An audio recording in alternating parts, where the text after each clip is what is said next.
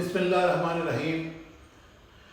ناظرین کرام، آج پاکستان کی تاریخ رقم کی گئی ہے اور سپریم کورٹ نے ایک تاریخی فیصلہ سنا کر پورے پاکستانیوں کو حیران کر دیا اور لوگ سوچ رہے ہیں کہ کیا واقعی ایسا بھی ہو سکتا ہے۔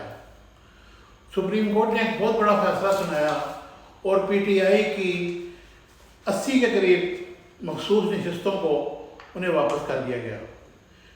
میں آپ کو بتاتا چلوں کہ یہ وہ نشستیں ہیں جو الیکشن کمیشن کے فیصلے کے بعد پشاور ہائی کورٹ نے اس پر فیصلہ ثبت کیا اور وہ مخصوص نشستیں مختلف سیاسی پارٹیوں میں بانٹ دی گئیں۔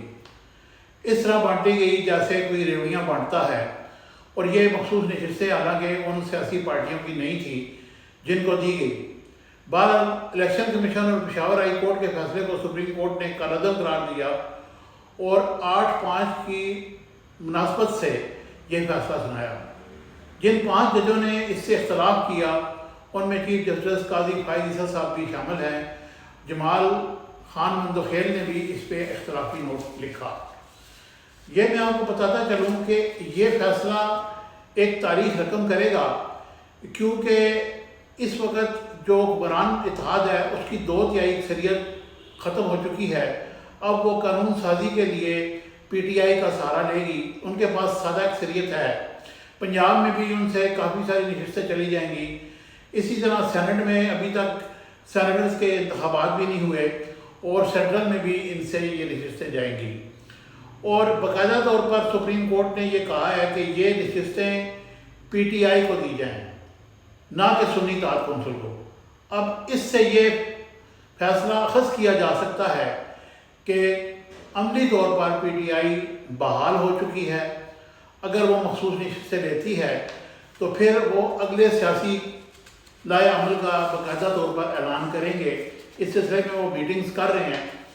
جو اکثریت کی فیصلے کی مخالفت جن ججز نے کی ان میں چیف جسٹس قاضی فائز عیسی، جسٹس جمال خان مندوخیل، جسٹس نعیم افغان، جسٹس امین الدین خان نے اس سے اختلاف کیا۔ اور سنی اتحاد کونسل کی مخصوص نشستوں کا معاملہ 4 حصوں پر تقسیم ججز نے کیا۔ جسٹس منصور علی شاہ کی سربراہی میں 8 رکنی بینچ، جس میں جسٹس منیب اختر، جسٹس محمد علی مظہر، جسٹس عائشہ ملک، جسٹس عطر من اللہ، جسٹس حسن اظہر رضوی، جسٹس شاہد وحید اور جسٹس عرفان سعادت خان نے اکثریتی فیصلہ جاری کیا۔ اس سلسلے میں جب پی ٹی آئی کے رہنماؤں کو پتہ چلا کہ فیصلہ ان کے حق میں ہو گیا ہے تو وہ نعرے بازی کرتے ہوئے کمرہ عدالت سے نکلے اور انہوں نے جا کر پریس کو باقاعدہ طور پر بتایا کہ ہم جیت چکے ہیں اور ہماری مخصوص نشستیں واپس آئیں گی اور آ چکی ہیں۔ ابھی ہمیں یہ کرنا ہے کہ ہم فارم 45 اور 47 کا جو مسئلہ ہے اس کو حل کریں گے۔ جو ہماری سیٹیں ہم سے چھینی گئی ہیں وہ انہیں واپس کی جائے۔ اس طرح اگر وہ سیٹیں بھی واپس ہوتی ہیں تو پھر پی ٹی آئی جو ہے وہ حکومت میں آ جائے گی۔ لیکن اس سلسلے میں ابھی بہت سارے کنٹروورشل معاملات چل رہے ہیں۔ حکومت اس سلسلے میں ابھی مشاورت کر رہی ہے۔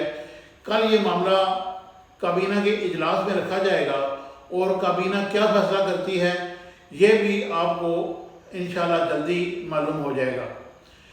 اب آپ دیکھتے یہ ہیں کہ یہ اتنے زیادہ کنٹروورشل معاملات کو فوری طور پر کیوں نہیں حل کیا گیا، یہ اتنا ٹائم لگایا گیا۔ آج سٹاک ایکسچینج میں بھی مندی کا رجحان تھا اور ایک دم سے سٹاک ایکسچینج بیٹھ گئی۔ اب یہ معاملات ملکی معیشت میں زبردست قسم سے اثر انداز ہو رہے ہیں۔ اگر یہ اسی طرح فارم 45 کا معاملہ حل ہو جاتا ہے اس سے یہ ہوگا کہ حکومت کے معاملات خراب ہو جائیں گے اور حکومت نہیں چل سکے گی اور 8 فروری کے انتخابات کالعدم ہو جائیں گے۔ پھر ہمیں نئے انتخابات کی طرف جانا پڑے گا اور ان حالات میں نئے انتخابات کرنا بہت مشکل ہے۔ اب حکومت کو عمران خان کو بھی رہا کرنا پڑے گا کیونکہ ان پر صرف ایک ہی کیس باقی ہے، وہ عدت کیس ہے جس میں انہیں سزا ہو چکی ہے، باقیوں میں ان کی ضمانت ہو چکی ہے۔ اب دیکھتے ہیں کہ حکومت عمران خان کو چھوڑتی ہے یا نہیں، اور اگر ان کی سزا بال جاتی ہے، کیونکہ قانونی طور پر پی ٹی آئی یہ جنگ تقریباً جیت چکی ہے۔ اب دیکھتے ہیں کہ آئندہ آنے والے ٹائم میں کیا ہوتا ہے۔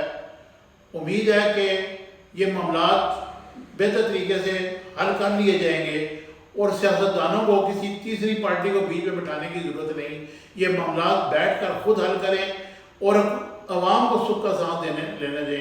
ایک طرف بجلی کے معاملات ہیں، معیشت تباہ ہو رہی ہے، ہماری بہت سارے معاملات خاص طور پر معاشی مسائل سے جڑے ہیں، لوگ بھوکوں مر رہے ہیں، اس لیے یہ ساری چیزیں ہر ایک کو پتہ ہیں۔ لیکن جو آج کا فیصلہ ہوا ہے یہ ایک تاریخی فیصلہ ہے، اور سپریم کورٹ اس میں خراج تحسین کے مستحق ہے، جنہوں نے باقاعدہ طور پر اس فیصلے کو آج جاری کیا۔ امید ہے کہ میری یہ ویڈیو آپ کو پسند آئے گی۔ Thank you very much.